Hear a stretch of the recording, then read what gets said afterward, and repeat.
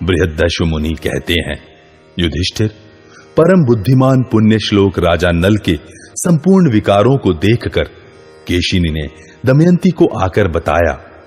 अब दमयंती नल के दर्शन की अभिलाषा से दुखातुर हो गई। उसने केशिनी को पुनः अपनी मां के पास भेजा और यह कहलाया, मां, मेरे मन में बाहुक के ही नल होने का संदेह था, जिसकी मैंने बार बार परीक्षा करा ली है और सब लक्षण तो मिल गए हैं। केवल नल के रूप में संदेह रह गया है। इस संदेह का निवारण करने के लिए मैं स्वयं पता लगाना चाहती हूं। माताजी, या तो बाहुक को महल में बुलाओ या मुझे ही बाहुक के निकट जाने की आज्ञा दो। तुम अपनी रुचि के अनुसार पिताजी से सूचित करके अथवा उन्हें इसकी सूचना दिए बिना इसकी व्यवस्था कर सकती हो। दमयंती के ऐसा कहने पर महारानी ने विदर्भ नरेश भीम से अपनी पुत्री का यह अभिप्राय बताया। सब बातें सुनकर महाराज ने आज्ञा दे दी। भरत कुलभूषण पिता और माता की आज्ञा ले दमयंती ने नल को राजभवन के भीतर, जहां वह स्वयं रहती थी, बुलवाया। दमयंती को सहसा सामने उपस्थित देख राजा नल शोक और दुख से व्याप्त हो नेत्रों से आंसू बहाने लगे। उस समय नल को उस अवस्था में देखकर सुंदरी दमयंती भी तीव्र शोक से व्याकुल हो गई। महाराज तदनंतर मलिन वस्त्र पहने, जटा धारण किए, मैल और पंख से मलिन दमयंती ने बाहुक से पूछा, बाहुक, तुमने पहले किसी ऐसे धर्मज्ञ पुरुष को देखा है जो अपनी सोई हुई पत्नी को वन में अकेली छोड़कर चले गए थे? पुण्य श्लोक महाराज नल के सिवा दूसरा कौन होगा जो एकांत में थकावट के कारण अचेत सोई हुई अपनी निर्दोष प्रियतमा पत्नी को छोड़कर जा सकता हो?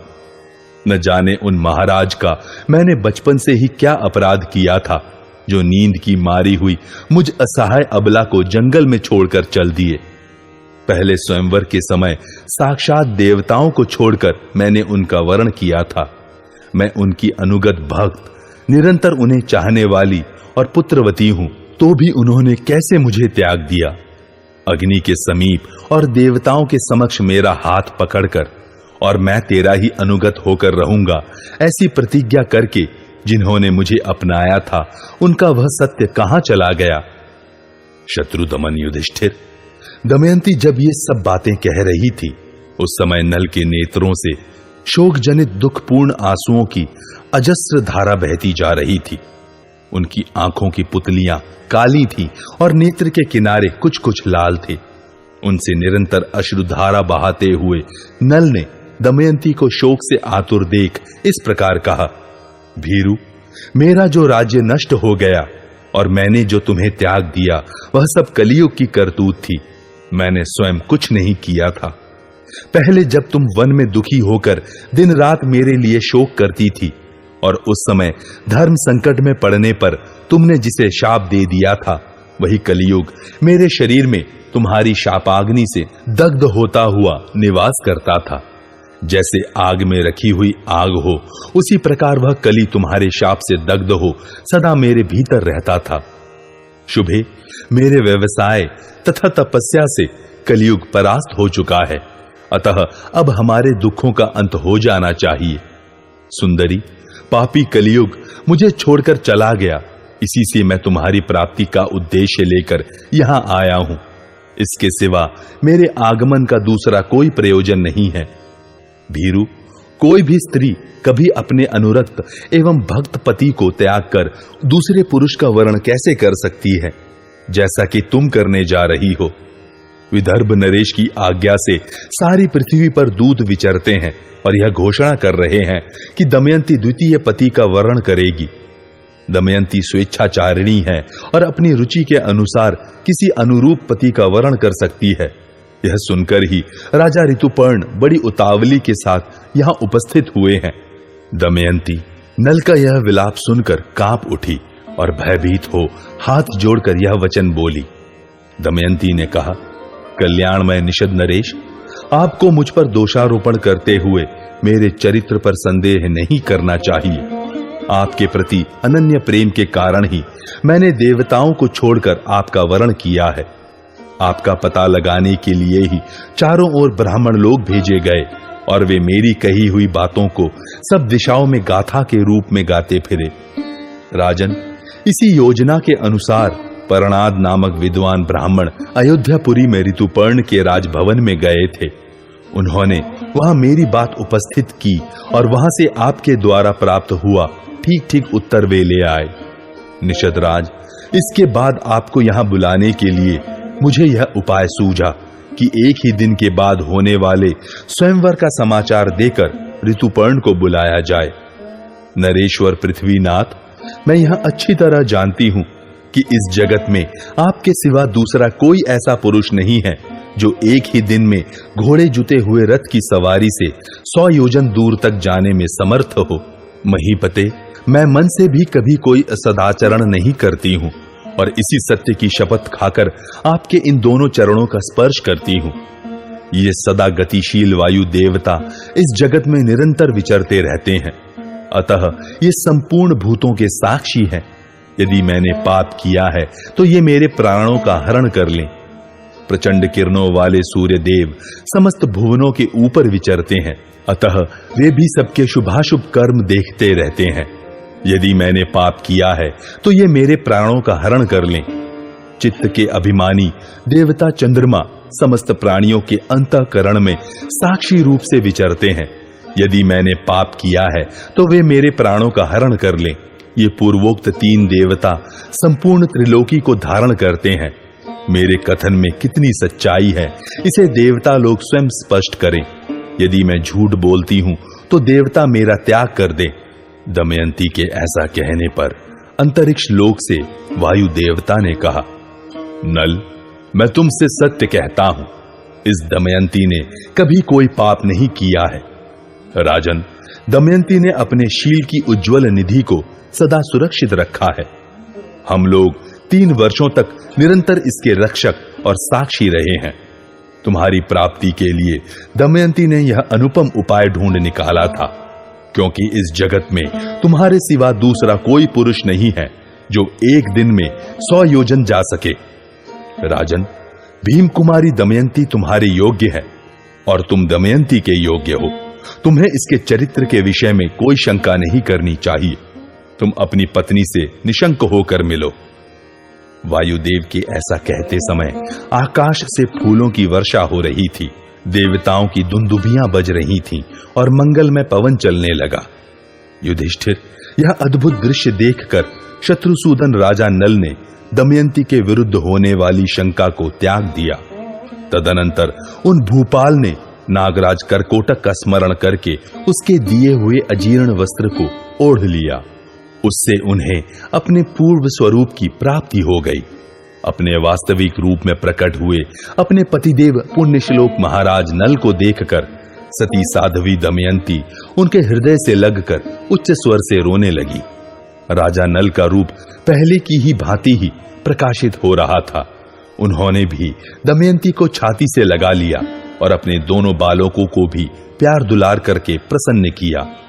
तत्पश्चात सुंदर मुख और विशाल नेत्रों वाली दमयंती नल के मुख को अपने वक्ष स्थल पर रखकर दुख से व्याकुल हो लंबी सांसें खींचने लगी। इसी प्रकार पवित्र मुस्कान तथा मैल से भरे हुए अंगों वाली दमयंती को हृदय से लगाकर पुरुष सिंह नल बहुत देर तक शोकमग्न खड़े रहे। राजन, तदनंतर दमयंती के द्वारा मालूम होने पर दमयंती की माता ने अत्यंत प्रसन्नता पूर्वक राजा भीम से नल दमयंती का सारा वृत्तांत यथावत कह सुनाया। तब महाराज भीम ने कहा, आज नल को सुखपूर्वक यहीं रहने दो। कल सवेरे स्नान आदि से शुद्ध हुए दमयंती सहित नल से मैं मिलूंगा। राजन, तत्पश्चात वे दोनों दंपत्ति रात भर वन में रहने की पुरानी घटनाओं को एक दूसरे से कहते हुए प्रसन्नता पूर्वक एक साथ रहे। एक दूसरे को सुख देने की इच्छा रखने वाले दमयंती और नल राजा भीम के महल में प्रसन्नचित्त होकर रहे। चौथे वर्ष में अपनी प्यारी पत्नी से मिलकर संपूर्ण कामनाओं से सफल मनोरथ हो नल अत्यंत आनंद में निमग्न हो गए। जैसे आधी जमी हुई खेती से भरी वसुधा वर्षा का जल पाकर उल्लसित हो उठती है, उसी प्रकार दमयंती भी अपने पति को पाकर बहुत संतुष्ट हुई। जैसे चंद्रोदय से रात्रि की शोभा बढ़ जाती है, उसी प्रकार भीम कुमारी दमयंती पति से मिलकर आलस्य का त्याग करके निश्चिंत और हर्षोल्लसित हृदय से पूर्ण काम होकर अत्यंत शोभा पाने लगी। तदनंतर वह रात बीतने पर राजा नल वस्त्राभूषणों से अलंकृत हो दमयंती के साथ यथा समय राजा भीम से मिले। स्नान आदि से पवित्र हुए राजा नल ने विनीत भाव से श्वशुर को प्रणाम किया। तत्पश्चात शुभ लक्षणा दमयंती ने भी पिता की वंदना की। राजा भीम ने बड़ी प्रसन्नता के साथ नल को पुत्र की भांति अपनाया और नल सहित पतिव्रता दमयंती का यथा योग्य आदर सत्कार करके उन्हें आश्वासन दिया। राजा नल ने उस पूजा को विधि पूर्वक स्वीकार करके अपनी ओर से भी श्वशुर का सेवा सत्कार किया। तदनंतर विदर्भ नगर में राजा नल को इस प्रकार आया देख हर्षोल्लास में भरी हुई जनता का महान आनंद जनित कोलाहल होने लगा। विदर्भ नरेश ने ध्वजा पताकाओं की पंक्तियों से कुंडिनपुर को अद्भुत शोभा से संपन्न किया। सड़कों को खूब झाड़ बुहार कर उन पर छिड़काव किया गया था। फूलों से उन्हें अच्छी तरह सजाया गया था। पुरवासियों के द्वार द्वार पर सुगंध फैलाने के लिए राशि राशि फूल बिखेरे गए थे। संपूर्ण देव मंदिरों की सजावट और देव मूर्तियों की पूजा की गई थी। राजा ऋतुपर्ण ने भी जब यह सुना कि बाहुक के वेश में राजा नल ही थे और अब वे दमयंती से मिले हैं, तब उन्हें बड़ा हर्ष हुआ। उन्होंने राजा नल को बुलवाकर उनसे क्षमा मांगी। बुद्धिमान नल ने भी अनेक युक्तियों द्वारा उनसे क्षमा याचना की। नल से आदर सत्कार पाकर वक्ताओं में श्रेष्ठ एवं तत्वज्ञ राजा ऋतुपर्ण मुस्कुराते हुए मुख से बोले, निषद नरेश, यह बड़े सौभाग्य की बात है कि आप अपनी बिछड़ी हुई पत्नी से मिले।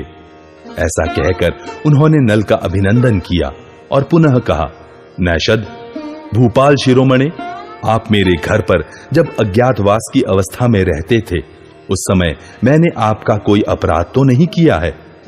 उन दिनों यदि मैंने बिना जाने या जानबूझकर आपके साथ अनुचित बर्ताव किए हों तो उन्हें आप क्षमा कर दें। नल ने कहा, राजन, आपने मेरा कभी थोड़ा सा भी अपराध नहीं किया है, और यदि किया भी हो तो उसके लिए मेरे हृदय में क्रोध नहीं है। मुझे आपके प्रत्येक बर्ताव को क्षमा ही करना चाहिए।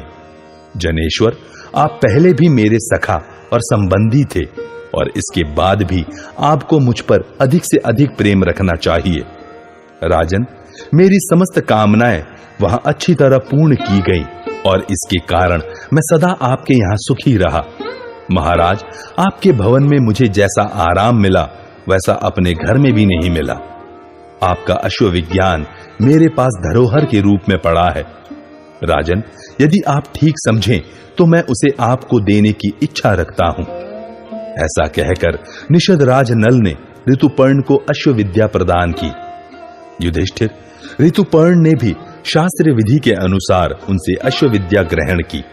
अश्वों का रहस्य ग्रहण करके और निषद नरेश नल को पुनः द्यूत विद्या का रहस्य समझाकर दूसरा सारथी साथ ले राजा ऋतुपर्ण अपने नगर को चले गए। राजन, ऋतुपर्ण के चले जाने पर राजा नल कुंडिनपुर में कुछ समय तक रहे।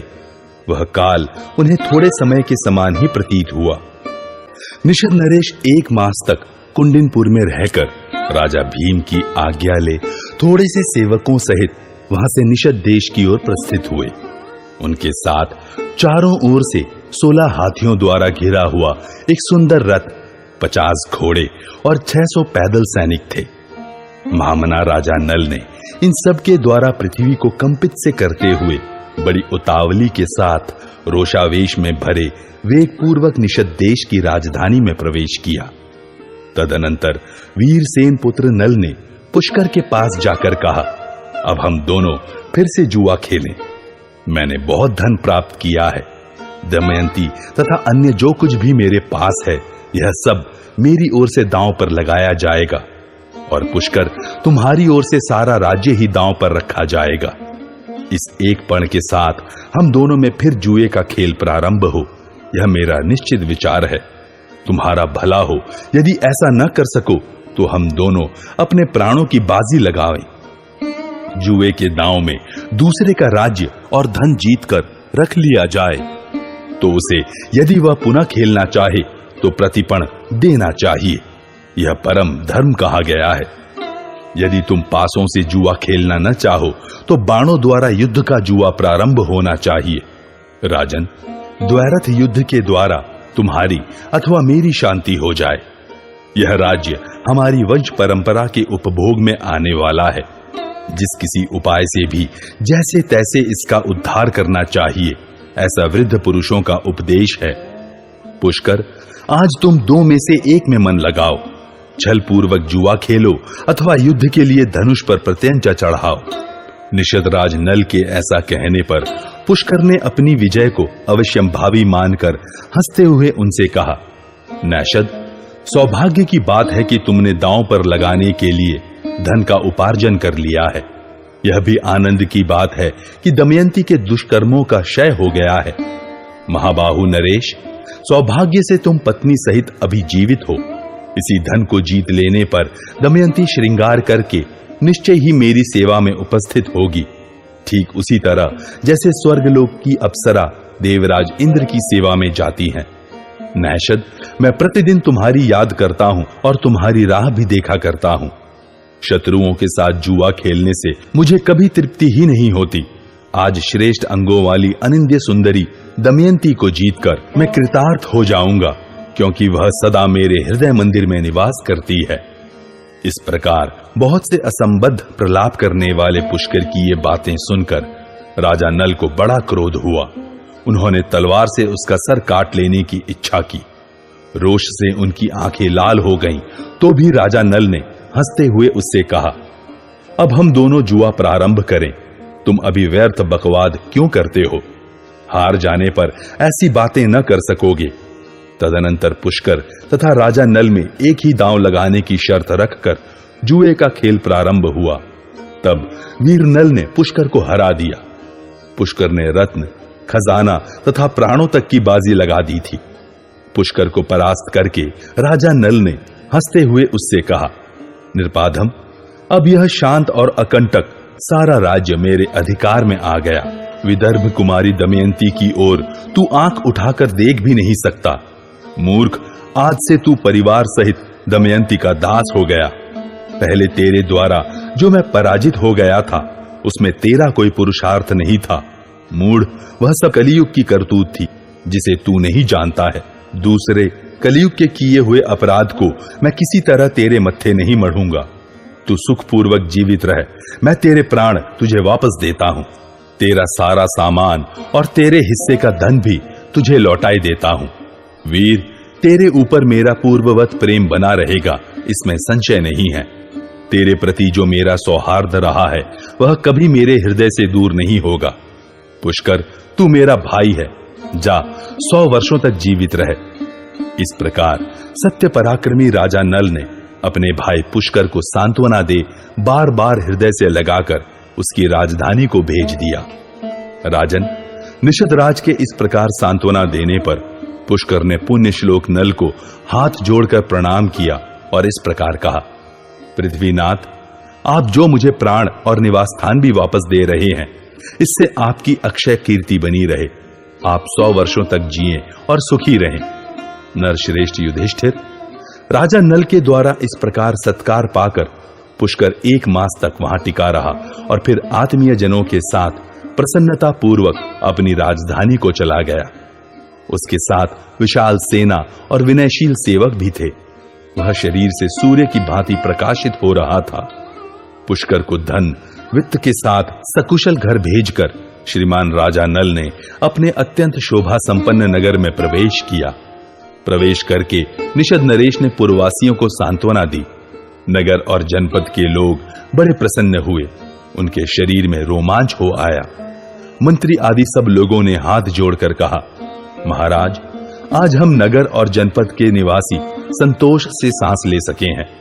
जैसे देवता देवराज इंद्र की सेवा में उपस्थित होते हैं, उसी प्रकार अब हमें पुनः आपकी उपासना करने, आपके पास बैठने का शुभ अवसर प्राप्त हुआ है। जब नगर में शांति छा गई और सब लोग प्रसन्न हो गए, सर्वत्र महान उत्सव होने लगा। उस समय राजा नल विशाल सेना के साथ जाकर दमयंती को विदर्भ देश से बुला लाए। दमयंती के पिता भयंकर पराक्रमी भीम अप्रमेय आत्मबल से संपन्न थे, शत्रु पक्ष के वीरों का हनन करने में समर्थ थे। उन्होंने अपनी पुत्री दमयंती को बड़े सत्कार के साथ विदा किया। पुत्र और पुत्री सहित दमयंती के आ जाने पर राजा नल सब बर्ताव व्यवहार बड़े आनंद से संपन्न करने लगे। जैसे नंदन वन में देवराज इंद्र शोभा पाते हैं, उसी प्रकार वे जम्बू द्वीप के समस्त राजाओं में प्रकाशमान हो रहे थे। वे महायशस्वी नरेश अपने राज्य को पुनः वापस लेकर उसका न्यायपूर्वक शासन करने लगे। उन्होंने पर्याप्त दक्षिणा से युक्त विविध प्रकार के यज्ञों द्वारा विधिपूर्वक भगवान का यजन किया। राजेंद्र, इसी प्रकार तुम भी पुनः अपना राज्य पाकर सुहृदों सहित शीघ्र ही यज्ञ का अनुष्ठान करोगे। भरत श्रेष्ठ, पुरुषोत्तम, शत्रुओं की राजधानी पर विजय पाने वाले महाराज नल जुआ खेलने के कारण अपनी पत्नी सहित इस प्रकार के महान संकट में पड़ गए थे। पृथ्वीपते, राजा नल ने अकेले ही यह भयंकर और महान दुख प्राप्त किया था। उन्हें पुनः अभ्युदय की प्राप्ति हुई। पांडुनंदन, तुम तो अपने सभी भाइयों और महारानी द्रौपदी के साथ इस महान वन में भ्रमण करते हो और निरंतर धर्म के ही चिंतन में लगे रहते हो।